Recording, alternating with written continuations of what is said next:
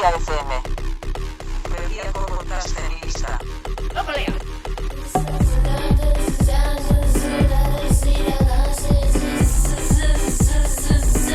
Berria FM.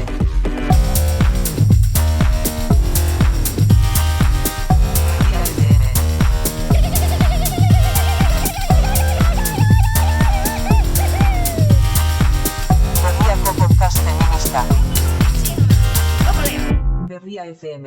Ez gara orain zenbakiekin gehi egitematuko, ez baita importantena badakigu, baina orduan, bigarren saioa dugu hau, eta hortaz zenbat garrenez ari naiz mikrofonen aurrean zu agurtzen, Anesla Baserrano, haupa. Kaixo, Xuberrei gorraiz. Datu hori berez ez genuen, zehaztu nik uste, Egun saioen langa pasea genuela bai, gainditua zuela Berria FM-ek bai, baina guk zehazki uste dut, eta zakit zenbat garrena den, guk Maider Galardiri lekukoa hartu genielako 2023an, horregatik diogu entzulen. Nik orain bote prontoan ez nekik esaten gureak zenbat diren, horrengorako ekarriko dut datua. Idearik ez, egia esan. Ekarriko dut, baina ez nuke tematu nahi, esan dakoa, ez nuke tematu nahi zenbakiekin, importantea hitzetan baita, nik uste. Bai, gure kasuan bai. Eta ni ere ez naiz zifretan korapilatu zalea, baina alere batzuetan agertzen zaigu zenbaki esanguratsuren bat, begien parera eta ematen digu hizketarako gairen bat, hori hala da. Batez ere zenbaki horien atzean ezkutatzen denagatik. Esanen dugu gaurkoan halako zerbait gertatu zaigula eta nahiko bitxia iruditu zaigula, ez? Bai, nire gainera halako kontuak gustatzen zaizkit, bota bai. Bai, kontua da kuriosoa edo nolabait bitxia iruditu zitzaigula kontu hau. Zenbakiekin zenbateraino dagoen lotuta, zuk esan, baina egutegi eta egun kopuruekin badu ikustekoa sikiera. Entzule, berdin da ze egunetan aditzen ari zaren saio hau, baina jakizu, guk behintzat ez baikenekien, maiatzaren 28an hilekoaren higienearen nazioarteko eguna dela. Hori da datua berez. Eta horraino normal, ez? Gurean askotan izan ditugu izpide efemerideak ez ezik baita nazioarteko egunak ere, hori hala da? Bai, baina preseski hemen dago bitxikerietako bat. Nik behintzat ideiarik ere ez nuela zergatik ote zen maiatzaren 28a hilekoaren higienearen nazioarteko eguna. Zuk bazenekien? Nik ere ez, orain arte enuen ideiarik ere. Aitortzak ere egin nahi ditu honekin batera, eta Iraia Garzia Santisteban EHUko genetika saieko ikertzaile eta irakasleari esker izan dugu guk honen berrian idazten du aldian behin, argialdian izeneko zutabean, eta hauxe kontatu zigun azken argitalpenean hitzez-hitz. Maiatzaren 28an hilekoaren higienearen nazioarteko eguna da, data ez da kasualitatea. Hilekoaren zikloak batez beste 28 egun irauten dituelako aukeratu zen, eta ziklo bakoitzean 5 eguneko odoljarioa izan oidelako hautatu zuten maiatza. Beraz, hori da, bitxikeria edo. Bai, 5 maiatza, 28 egun horiengatik 28garrena maiatzako 28 dituenean, nik hori ere nekien. Hori da.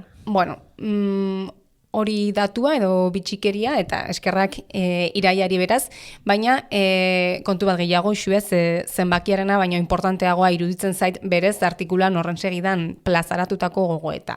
Eta hori ere karri nahiko nuke. Honela dio, maiatzaren 28an hilekoaren higienearen nazioarteko eguna da eta izenak hausnarketarako ematen du. Zergatik hitz egiten dugu higiene menstrualaz? Ez dugu digestioaren edo izerdiaren higiene egunik ospatzen.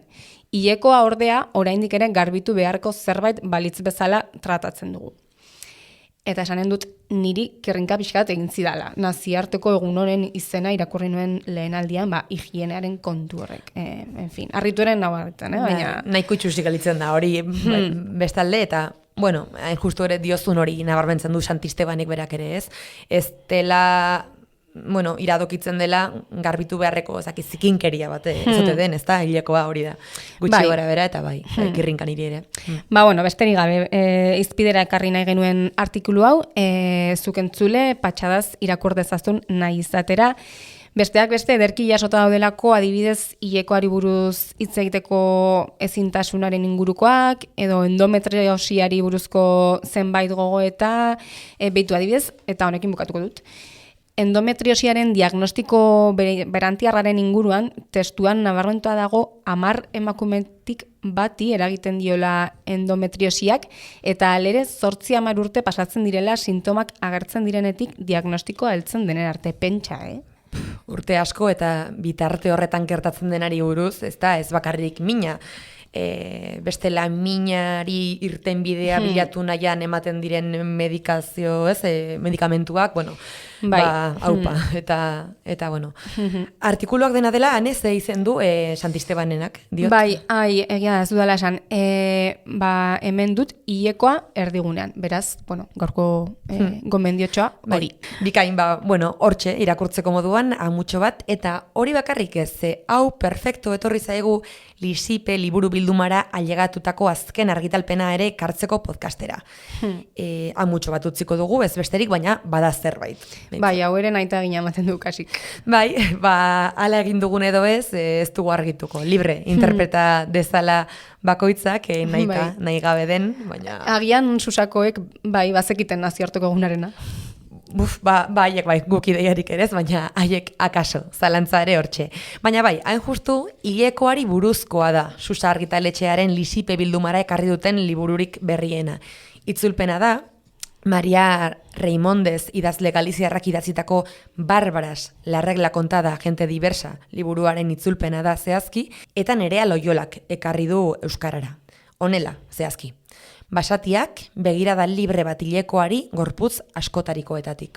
Hilekoa erdigunera ekartzeko beste modu bat, hortxe, beraz? Lantzen duana da, hilekoan inguruko ikuspegi esentzialista eta biologizisten ikuspegi kritiko bat, baina baita ere hitz egiten digu desirari buruz, bizipen sexoafektiboak, gorputza, odolankudaketa, eta berak beti dauka presentez geografia desberdinetako realitateak, eta ere... Akaso fundamentuz irakurtzeko tartea hartu ondoan berriz ekarriko dut gaia podcastera, baina gaur-gaurkoz, spoiler gixara, esanen dugu ikuspegi biologiko esentzialista batetik aldenduta egiten duela liburuak hilekoari buruzko irakurketa, eta lanak lotu egiten dituela hilekoaren ertz politikoak, kulturalak, sozialak eta ekonomikoak.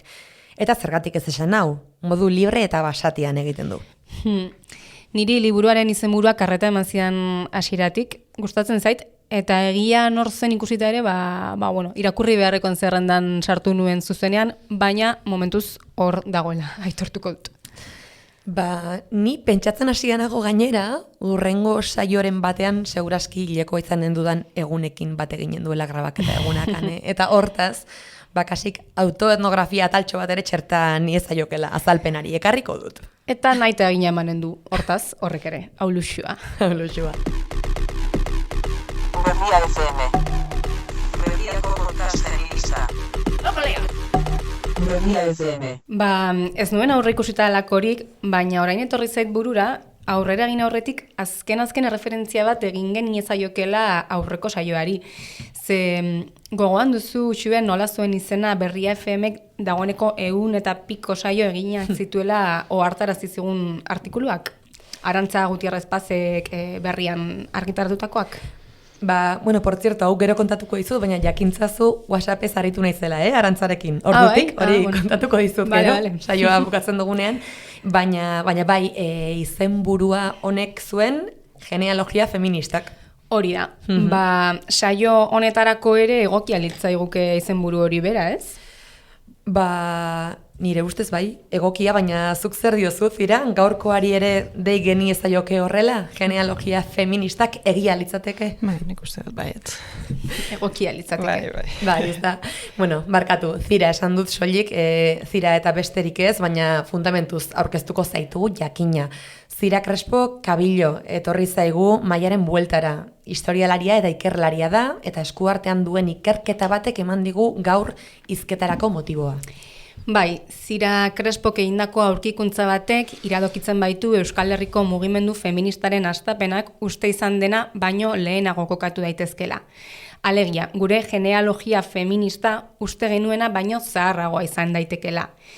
Eta egia esan guk bagenuen aurretik ere zure lana radarrean zira, baina berriak gai honi buruz argitaratutako erreportajea irakurri eta segituan bidali genion elkarri, eta hemen jorratzeko moduko gaien zerrendan sartu genuen, eta bueno, zuri galdetzeko gogo handiz geunden, eta azkenean hemen zaitugu, beraz ongietorri Berria FM-era zira. Eskerrik asko. Beitu berehala sartuko gara ikerketaren mamian, baina deus baino lehen nik hemen azpimarratua dut erreportaje hortan, erain anezuk aipatuzun erreportaje horretan, testua irekitzen duen esaldia. Bai?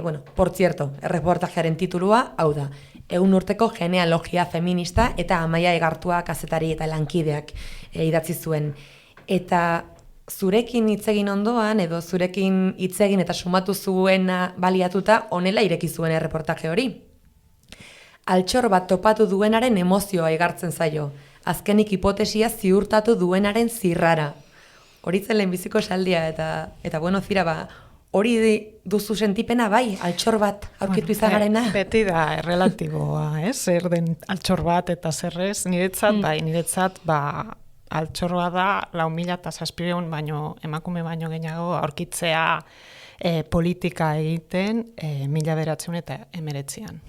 Niretzat altxor bat da. Altxor bat. Euskal emakumeak, hain zuzen. Epatuko dugu orain zehazki zer agertu zen, baina zertan edo zeren bila ari zinen aipatu duzun altxor horrekin topo egin aurretik, Zira? Bueno, nik orain lan egiten ari naiz, beste kontu batengatik egunkari eta aldizkari zarrak ikusten ari naiz egunero, eta beti emakumeen bila nabil. Eta emakume hitza jartzen dut bilatzailean, eta berzer agertzen den, eta hori, honen bila edo, aurkitu nuen, zerrenda pilo bat emakume izenez beteta. Eta, orain kontatuko du zer den zehazki, zergatik. Bilaketa egiten duzu, horrela orokorrean, edo batzuetan, ezakite, irudikatu nahi zaitut ikerketan ez Zira, eta batzuetan, igual ikerketa batzuk abiatzen dira ustez modu batekoak diren gauzak gezurtatu nahi direlako, edo susmoa dagoelako errelato nagusiak dioena ez dela guztiz egia, edo falta dela, zerbait hor kontatzeko, horrelako bultzadak izaten dira batzutan? Hori ere bai. Emakume abertzaleen kasuan adibidez, nire ustez dauzkagun irudiak ez du bat egiten guztiz nik aurkitzen ari naizen gauzekin edo informazioekin. Eta badaude, beti azpimarratu behar da, badaude oso ikerketa politak, badaude gauza onak, baina orokorrutu den historia edo sortu den imaginarioa niri zait gustatzen. Falta du zerbait. Oraindik badago asko ikertzeko, dena den kokatuko dugu gaurko gaia, izan ere kasu honetan kontua zera da. Zabaldu izan den kontakizuna da Euskal Herriko mugimendu feministaren hastapenak 1960ko edo 1970ko hamarkadetan kokatzen direla. Hor ezartzen dituzte gai hori jorratzen dutenek. Ordea, zuk aurkitutako dokumentu batzuek ez dute hori iradokitzen, beste zerbait iradokitzen dute, beraz, zein da kontua? Zerk jartzen du zalantzan mugarri hori, zer da aurkitu duzuna? Alde batetik, kontatu behar dut, hemengo emakumeak garai hartan, hau da, 20. mendearen hasieran, pentsatu behar dugu, hemengo emakumeak Europan bezala, bere koordenada propioekin, kultura gutxituak ematen dioten zailtasun guztiekin hori ere bai, baina politika moderno parte hartzeko gogoa zeukaten. Gero eta gehiago ikusten da. Eta hori, marka da hori esan behar izatea, baina hemen ere egunkariak irakurtzen ziren, zekiten oso ondo zeintzuk ziren sufragistak, olako gauzak zeuden, eta pentsatutzen dut bere analiziak eta ondorioak aterako zirela. Hori alde batetik. Gero, nik aurkitutako historia justo 1919an gertatu zen. Eta garai hartan, irudikatu behar dugu, Euskal Herrian zegoela oso giro, garai hartan, justo momentu hartan, oso giro errepresibo bat zegoela, gauza batzu gatik, eta nazionalismoaren kontra gogor ari zirela. Momentu hartan, gertatu zen gauza puntual bat eta oso deigarria. Eta hau izan zen Maria Aizpururen atxiloketarena. Zergatik deigarri, eta atxilotu zuten Gora Euskadi eskatuta oihukatzeagatik. Hori ere oso kuriosoa da, baina ez da hori bakarrik. Oso gauza raroa, salbuespenakoa zen emakume bat atxilotzea. Hori ez zen gertatzen. Eta hori gertatu zen. Eta han agertu ziren emakumea horiek. Dena den, zehaztuko dugu pixkat gehiago zer izan zen Maria Aizpururi gertatutakoa. Gora Euskadi askatuta oihukatzeagatik atxilotu zuten, eta gainera horren berri eman zuen Euskadi egunkariak, horregatik izan duzu zuke atxilaketa horren berri, eta esanen dugu kazetariak berak ukatu egin zuela Aizpuruk oihu hori egin izana. Beraz, horrek denak erakusten du zein zen giroa, ze gaizki ikusia zegoen olako esaldi bat, eta gainera esan duzun bezala esanguratsua da emakume bat atxilotzea garai hartan. Hori, bai, momentu hartan hori oihekatzea oso larria zen, delitu bat, errebelio delitu bat zen, eta esango nuke, naiz eta ez naiz aditua, baina EAJ-ko kideak ez zuten agian hain urrutira jun nahi, ez? Eta gehiegi zen hori ere oihukatzea, beraientzat. Baina ez dakigu zer gertatu zen. Nik pentsatu nahi dut, bai esan nuela hori. Horregatik. Baina, badago epaiketako dokumentazio hori begiratu behar da, ere? Eta zer esaten duten lekukotzak. Ziurtasunez dakigun gauzetako bat da, zira hori bai, hainbat emakume mobilizatu zirela Maria Aizpururen alde halako ekimen bat abiatzeko zer egin zuten, eta zenbateraino zen ohikoa halako egitasmoak abiaraztea garai horretan. Lehenengo pentsatu behar dugu hori zuk esan duzuna. Nahiko ohikoa zen diru bilketak abiatzea. Euskadi egunkarian ez dakit beste egunkarietan, baina han behintzat zerrendaz beteta egoten da. Hau da, presoen alde, liburu bat argitaratu nahi badute, arpidetza egiten dute, elkarteak, baina, hori normala ez dago laguntza publikorik, ez dago besterik, eta diru lortu nahi baduzu, eskatu behar duzu, ez? Eta orduan badaude zerrenda asko egunkarietan, ohituta zeuden. Eta hori egin zuten hemen ere. Bai, baina hori da, kasu honetan gauza ezberdin asko daude, eta justo 3 aipatuko ditut. Lehenengoa emakumeen ekimena izan zen, bigarrena emakumeek bakarrik hartu zuten parte, eta beste diru bilketa baino askoz, nire ustez askoz gehiago, abizen gehiago daudela.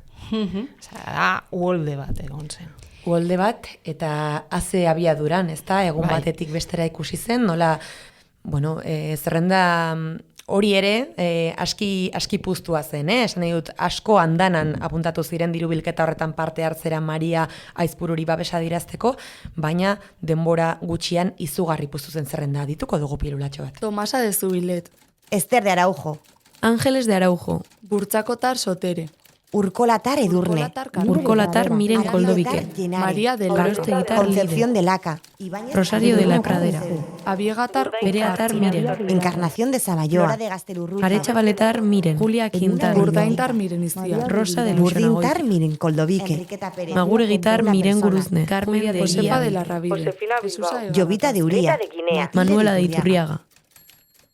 Zira, nola gertatu zen, hau zer dakigu diru bilketa honi buruz? Zer dakigu honi buruz? Irailean hasieran hori gertatu zen abuztu batean, irailean hasieran, getxoko emakume batzuek erabaki zuten testu bat argitaratzea Euskadi Egunkarian, artikuluari izena da Llamamiento a las mujeres vascas, eta han proposatzen zuten diribulketa bat egitea egiteko Maria Izpurori oso gauza xume bat, opari bat egiteko.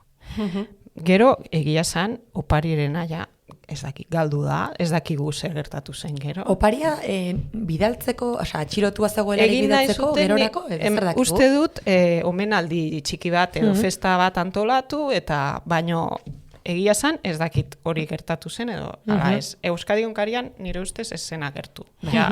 Baino, bueno, bai, atzaki bat izan zela nire ustez. Gero ikustek, bueno, hori. Eta, bueno, bai, Llamamiento a las mujeres vascas, justo irakurriko testutxo txiki bat, hemen artikuluan agertzen dena, con el fin de obsequiarla con un regalo que le recuerde su sacrificio por Euskadi, hemos acordado abrir una suscripción entre las mujeres vascas, esperando a que todas colaboréis con entusiasmo. En todos los pueblos de Euskadi deberéis designar una comisión que se encargue de la recaudación, solicitando el apoyo de los presidentes de los batzokis en cuanto fuera necesario. Los donativos no deben exceder una peseta. La suscripción se cerrará a finales del próximo mes de octubre y de cuando se organice para el acto de entrega del obsequio os pondremos al corriente. Hemen agertzen dira pixka bat, nola egin behar den, ez? Edo, gero egia zan, hemen nahiko zehatz da dena, baino egin zuten nahi zutena. Osea, pixka bat. Zezen zuten? Bueno, hemen adibidez, proposatzen dute, etzokien bidez egitea bilketa, baino batzokiak agertzen dira batzutan, eta beste batzutan emakumeen etxeak, edo emakume biltzaileak, herri bakoitzak egin zuen bere moduan. Han ere ikusten da, ezberdintasunak, eta... Beitu, berritza ginen dut azpimarra, diru bilketa honen parte hartzean, batean izan zen haunditze horretan, eta hori Euskadi Egunkarian ikusitako artikuluetan ere ikusi zen oso modu ederrean irudikatuta, uste dut, eferbeszentzia hori, batetik aipatuko dugu detaile batzuk anonimoki ere sinatzen zutela, hori bai, baina gainera nola egiten du, ze evoluzio du izen zerrenda honek egunkarietan? Bai, lehenengo zerrendan, agertzen den lehenengo zerrenda da, oso txukuna, ikusten da hori izen bat bestearen atzetik, eta ja urrengo egunean hainbeste jende da, hainbeste emakume dauden, ja zaila da, ez baduzu ikusten, baino daude modu aldutena egiten dute sartzeko Euskadi Egunkarian. Esan dezagun ez, lehenbiziko zerrenda ordenatu horretan, alegia izen bakoitzak lerro bat okupatzen duela, esan dezagun intro, izen abizena batzuetan zehetxetakoa zen emakumea, edo lerrotik lerrora, urrengoan dagoeneko ikusten da ezin dutela lerro bakarra erreserbatu izen bakoitzarentzat eta elkarren artean pilatuta daudela, eta hirugarren bat ere uste dut, azkenekoan, kaotiko dago zerrenda. Gero esan bezala batzuek anonimotasunaren alde egin zuten, eta izen ordeak ere erabilizituzten, eta horiek ere bitxiak dira, edo esanguratsuak, beraz, ederra da ikustea zerrenda bera. Okatemen testutxo bat, eta ikuste dut horrela ikusten dela. Momentu batean, hirugarren egunean edo laugarren egunean, ez da inbeste pasa, baino Euskadi Egunkarian egiten dute notatxo bat esanez, las listas de suscripción que llegan a nuestro poder se publicarán con algún retraso, obligados por el número verdaderamente abrumador de donantes que concurren a ella. Ja, ezekin osan de. Eta batzuetan egiten dute zuzenketak. Argitaratu genuen, ez dakin zerrenda hortan, gaizki zeuden, claro, ja, da, nik egin dute ariketa bera. Hau da, hartu dute izen hauek guztiak eta jarri dut ditut, Excel batean. Eta ikusten da zaila den hori guztia pasatzea, ez? Eta beraiek ere egin zuten, klaro. Eta anonimotasunarena ere komentatu nahi dut zen, ikuste dute nahiko asanguratsua dela ere. Zean ikusten dira gauza bitxi batzuk. zuk esan duzun bezala, emakume batzuek ez dute nahi bere izenarekin agertzea. Zergatik, ez da, klaro. Ez dira asko, hala ere, portzentaian oso gutxi. Normalean nahi dute bere izenarekin agertzea. Bai.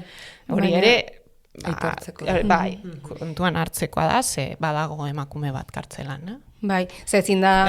Posiblea da kartzelan hori da, bukatzea. esan duzun bezala giro errepresibo bat zegoela momentu hartan. Bai, baina, bai, daukate gogo hori. Bueno, kontua da, anonimotasunarena ere, ana ikusten dira gauza polit batzuk, eta ikusten da madrileña bat, riojana bat hori, oso kuriosoa. Baina niri gehien gustatzen zaidana da, Eibarreko zerrendan, daude nahiko bitxia da Eibarren egin zen zerrenda. Ze egiten da etxez etxe. Agertzen dira emakume batzuen etxeak, eta han ze emakume ezakit oso ondo, gerturatu ziren, eta han jarri zuten dirua. Eta Miren Kololdobike musikaren etxean, adibidez, daude emakume batzu, bere izena bizenarekin, baina ja, zerrendaren azken lerrotan agertzen dira, adibidez, una republicana vasca, una separatista, una sirvienta, una loca. Una loca. Eta, bueno. Eta hori gainera pentsatu dezagun persona horrek berak erabaki zuela nire izena jarri loka bat, ez da, zoro bat naizela. Bai. Honek denak eta zerrenda horren azkar puztu izana, honek denak agian erakusten du bazegoela olako eferbestentzia giro bat, ez? Hau adibide konkretu bat da, baina momentu hartan zegoen giroaren erakusle ere bada, ez? Eta zuk ere nabarmendu duzu hori zira. Bai, nik uste dut politizatutako gizarte bat zela, ja. Eta pentsatu behar dugu abertzalearen mundua. Momentu hartan zegoen, baina ez hori bakarrik, komunismoaren sorrera. Zen mundu bat, mila mundu, imaginatzeko aukera zabalik zeuden oraindik, oso eferbeszentea berez, ez? Eta esan dudan bezala, ez nahi emakumeek nahi zutela hortan parte hartzeo aktiboki, edo modu batean edo bestean. Horrek ez aldu agerian uzten ez zutela soilik helburutzat, eta hori batez ere bai, baina ez soilik Maria Aizpururi babesa agertzea, ez dakit honek ere zute duen erakusten, babesa ematea zarago, harentzako opari edo dena delakoa erosteko dirua biltzea zarago, bazela alako grina, ez dakit iraultzarako gogoa den, ez da, baina bada hor beste motivaziorik? Zerbait egiteko gogo handiak, ez dakit irautza, munduak aldatzeko gogoa, ez? Edo ez zeuden ados, edo nahi zuten agertzea ere, jende guztia bezala, ez? Edo, bai. Dudarik gabe beste zerbait zegoen. Ez bakarrik Maria Aizpururen alde egitea. Eta horrela behar dugu irakurri gaur egun ere. Nik uste du bai. 1989ko irailaren 8an Euskadi egunkarian argitaratutako Euskal Emakumei Deia artikulua aipatu duzu dagoeneko, llamamiento a las mujeres vascas, jatorrizkoan, eta pasartetxo bat irakurri duzu, eta horra itzuli nahiko nuke, irakurtzerakoan, artikulu hori irakurtzerakoan, sentsazioa ematen duelako, haiek ere kontziente zirela nola baita egiten ari zirenaren garrantziaz, eta artikulu hori ere guztiz politikoa izan zela esan izan duzu zuk, zergatik zein da termino horien garrantzia, erabitako hitzen garrantzia eta pixua. Nik uste dut hori interpretatzeko gakoa dela urrengo egunean, bertan. Lehenengo gauza, nik uste dut, antolatuta zegoela eta pentsatuta hori argitaratzea, eta urrengo egunean argitaratzea Euskadi egunkariaren azalean artikulu bat feminismo nazionalista izenarekin. Hori da izenarekin. Hori da niretzat klabea dena ulertzeko, ez? Hau da, barkatu gea, ulertu dan. Urrengo egunean artikulu bat idatzi zutela honi buruz eta izenburuan jarri zuten hori. Hori da, hau da. Dago lehenengo el llamamiento a las mujeres vascas, emakume hauek egindako artikuloa, eta urrengo egunean gizon batek, ez dakigu zein zen, ez izenez. Ez zu sinatu. Vale. Argitaratu zuen. Beste bat, feminismo nazionalista izenarekin, feminismo hitza, ez zegoen oso ondo ikusita gara hartan, orduan hori lotzea modu ondo bezala, eta han esaten duena nik uste dut, berak esaten du, hori feminismoa da, egin dutena, emakume hauek egin duten, feminismoa da, ez hainbeste ekimen konkretu honengatik, baizik eta emakumeak plaza publikoan agertu direlako. Elkarrekin eta antolatuta. Eta politika egiten, hori nik esaten dut, baina eta hor dago feminismo edo feminismo, hori besanten zutena. Zerbaitengatik genioen ez da saio honen hasieran honi genealogia feminista ere deidakiokeela, ez da, horregatik ikusi zuen. Dena dela, betu denboraren lerroan pixka bat aurrera xeago salto ere egin genezake, ze orain arte 1989ko atxiloketaz eta diru bilketaz aritu gara, ez da, zira, baina baldin eta hartzen baditugu 1989ko diru bilketan parte hartutako emakumen izen-abizenak hoiek hartu, eta konparatzen baditugu 1937an frankismoak ea herrian errepresaliatutakoekin, izen-abizen horiekin, ara hor detailea, ara hor kointzidentzia. Badira batzuk, izen-abizen batzuk, bat egiten dute. Zer erakusten du horrek? Bueno, hori, zuk esan duzuna. Gehien landu dugun zerrenda eakoa izan da, hango emakumeak, lan asko egin dutelako, zerrendarekin asko dakigu han agertzen diren emakumei buruz, baino, eta beste, hori egin zuten, datu gurutzaketa, eta, adibide bat bakarrik jartzeko ikusteko zer den, han agertzen den 6 urteko ume bat, pentsatzen dugu joan zela bere ama lagunduta, Diru bilketara. Bilketara, jarri zuen bere dirua. Eta alabak edo, aurrak? Ama ez da gertzen, zerrendan bakarrik bere alaba. Vale, birudikatu ezagun, bai. 6 urteko ume hori, 37an, kartzelan bukatu zen. Wow. Hau da, eta nik esaten dudana da, agian, egun hortan, Maria Izpuroren alde dirua emateko bere amarekin lagunduta, Juanagatik, bukatu zen 37an kartzelan. Beitu. Hau da, han da modu bat kontzientzia politiko hasteko edo hau da, transmisioa, genealogia zuzena dugu han. Nire ustez, ez? Eta horregatik, pena daukat gaur egun esaten dugunean euskal feminismoaren, eta entzun dudanean, euskal feminismoaren genealogia 50 urte daukala. Claro. Ze oso historia luze bat azten ari gara, eta ez hori bakarrik, behar dugun honen indarra galdu, ez? Hori nire ustez. Bai, gutxi espenalitzateke esatea 50 urteko bide bat dela, baldin eta badugun aski informazio, eta informazio ezkutuan dagoena oraindik eta aurkitzeko zain, ez da, erakusten duena askoz lehenago hasi zela ez bakarrik borondate politiko eta borroka feministarako grin hori, transmisio bat ere egon zela, eta orain zuk aipatuzun tailo horretan sumatzen da, ez da, grina deitu ezagun, grina feminista horren transmisioa ere izan zelako orduan. Bai, politika hartzeko hori, eta emakume bezala, bai. Aipatuko dugu dena dela, eako herrian errepresaliatutako izen-abizen horiek 8 kasutan egiten dutela okerrez banaiz, 19ko diru bilketakoekin. Kontua da, bakarrik dakigula eakoa, claro. Eta nik dauzka 4.000 baina emakume osea, baino izen pilo bat. Kontrastea egitea da orain asuntoa, ez? Gutxinaka hori, goien guztiak gutxinaka aztertu joan ez gero Euskalon zeateako denez. Zerbait egin behar, bai.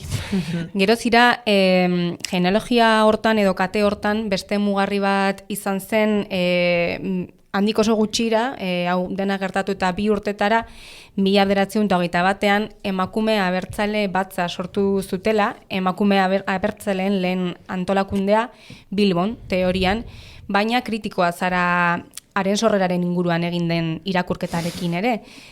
Zerk egiten dizuk errinka zehazki?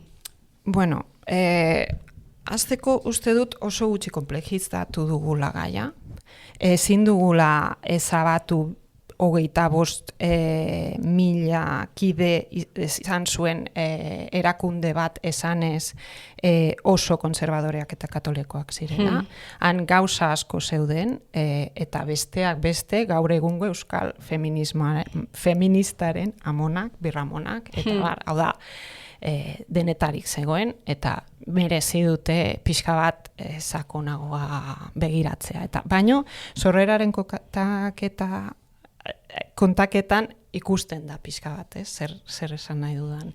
Bueno, azteko eta agian ez dauka zer ikusirik zuzenean zerrendekin, baino kontatzen denean nola sortu zen emakume abertzale bat, sorrera hori, dago olako mito fundazional bat kontatzen dena, eta mito hori esaten du, mito horrek esaten du.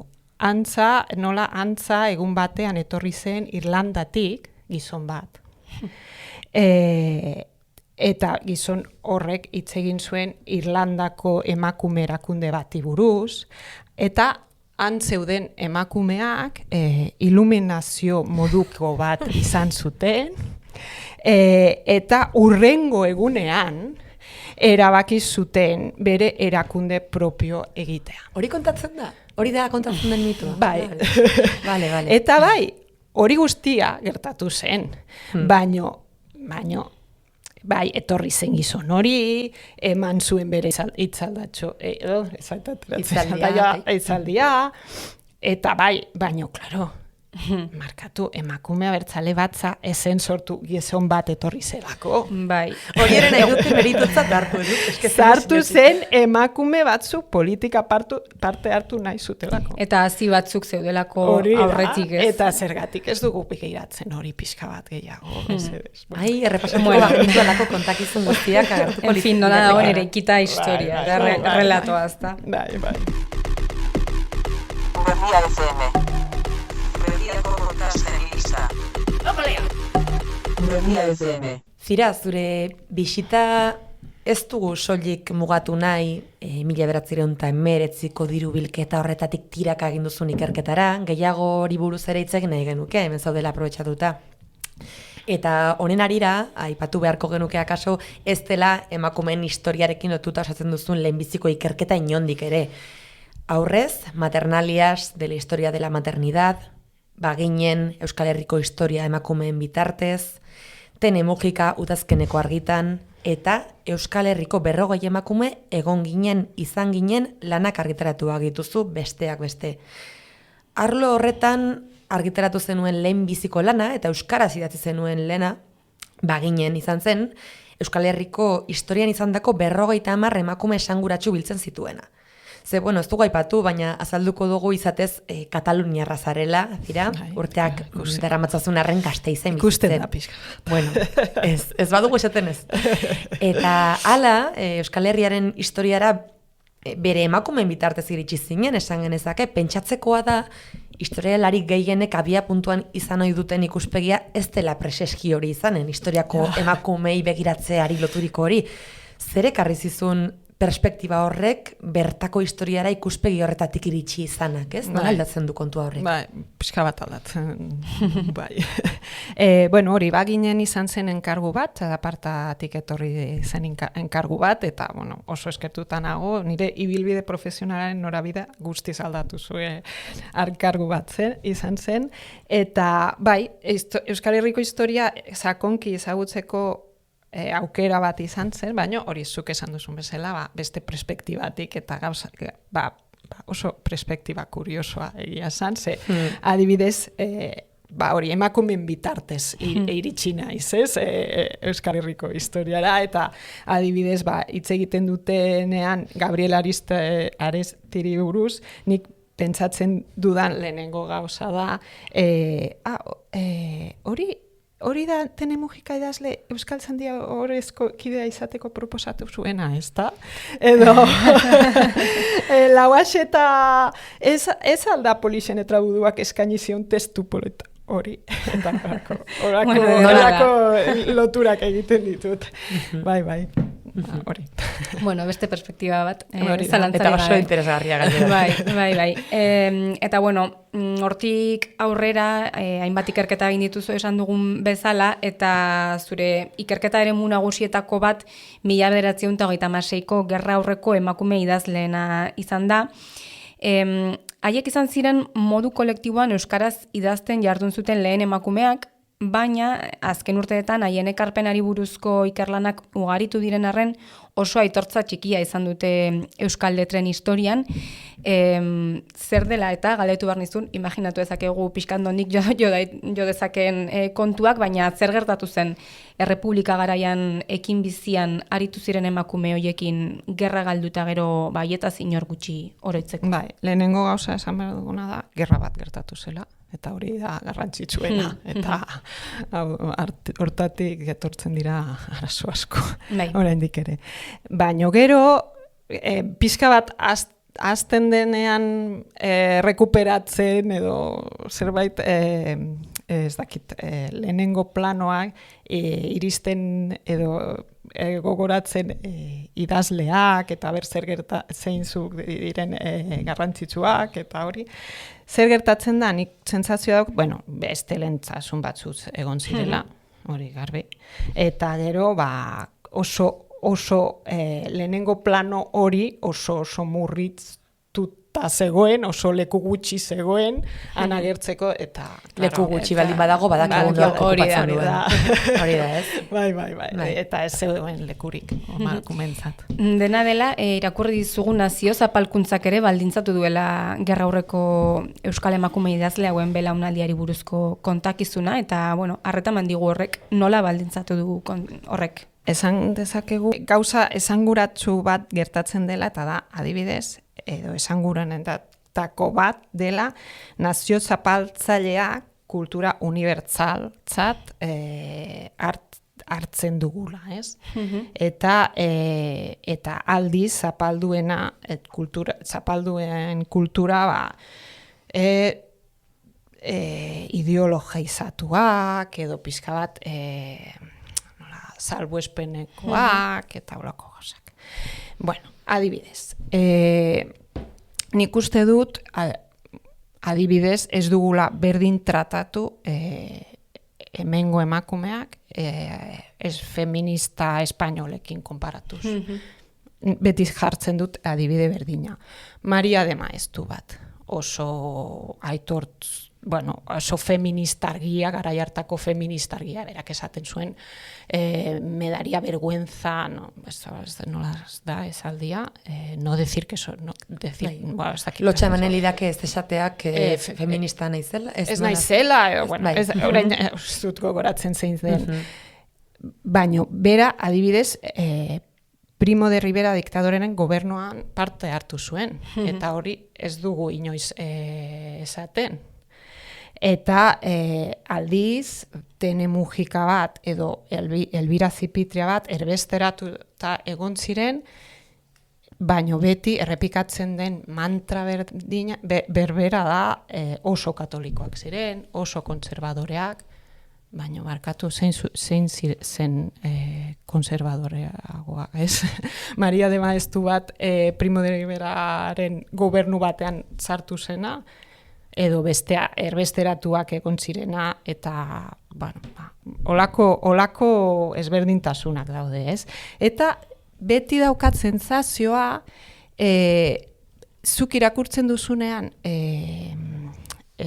emakume hori buruzko ikerketa batzuk edo, planeatzen dela beti diskurso espainolista bat bere gainetik. Eta da, olako bat, asmatu dut, baina beti dago hori, berriro mantra hori, ez?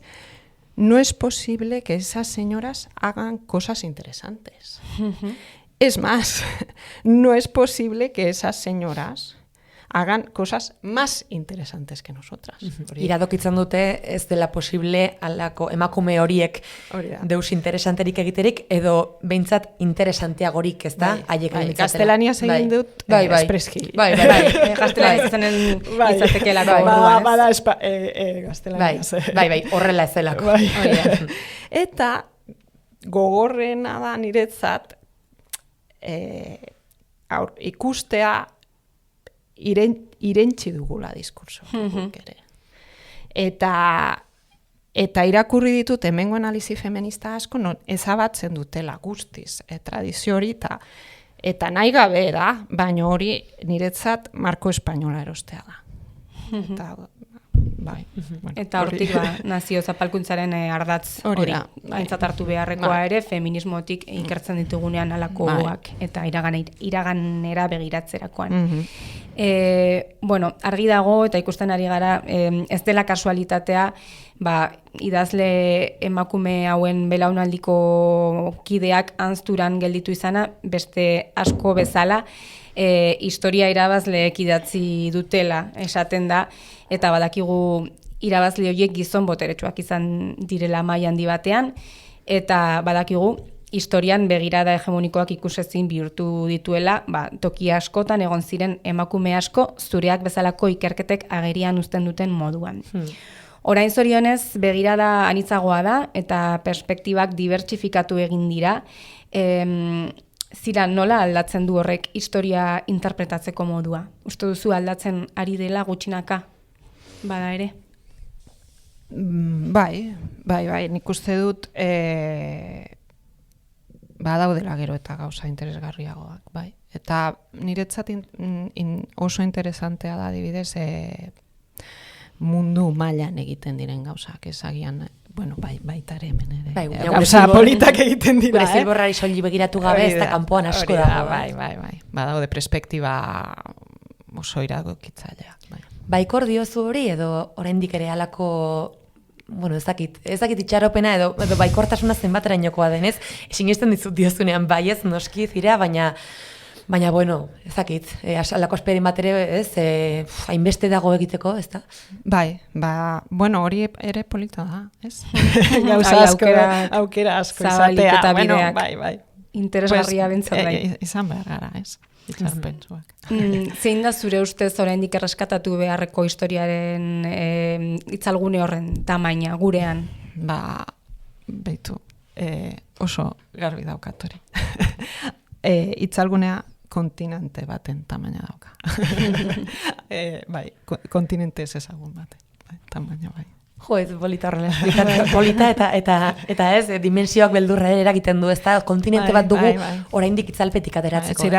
Ziragaragarria da ere. Bai, ziragaragarria. Jo, eta horrela, behitu, kuriosa da, ze uste dut, lehenbiziko egin dizudan galdera zenez, ia hori denez, altxor bat aurkitzeko sentipena, ez? Izaten den, zerbait, aurkitzean, ez? Itzalpe horretatik ateratzean, honekin ere lotu genezake, ez? Itzalpe handia badago, altxor asko ere bai zain. Hori da, horrela begiratuko diogu. Bai.